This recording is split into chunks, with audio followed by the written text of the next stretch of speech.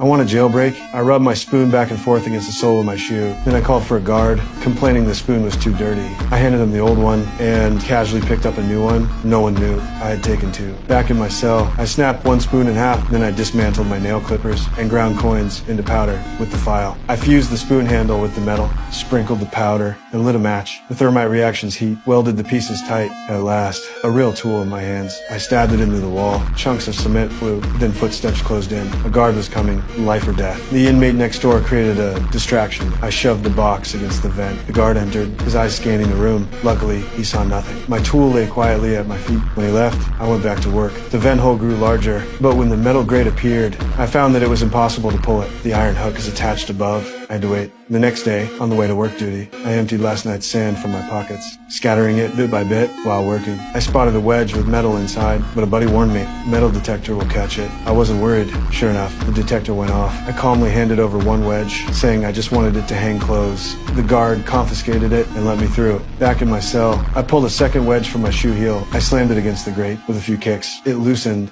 and came off. I peeked inside. The tunnel led straight to the prison's upper level, but the opening was too small. I needed to carve more. And patrols here were constant. I soaked newspaper in water, mixed it with wall dust, and shaped it into blocks. Then I borrowed paint and brushes. Soon, a fake vent cover was done. Next, I made a dummy head, painted it flesh-colored, glued stolen hair on top. Everything was ready. I slipped into the vent, sealed it with the fake cover, and crawled upward. At that moment, a guard was walking toward my cell, but he noticed nothing. I kept climbing until I reached the top and froze. Only one exhaust vent, sealed tight with iron bars, and it was high up. Meanwhile, the guard returned to my cell. He saw me lying still in bed, too still. His suspicion grew. The guard stepped closer and reached his hand toward my bed.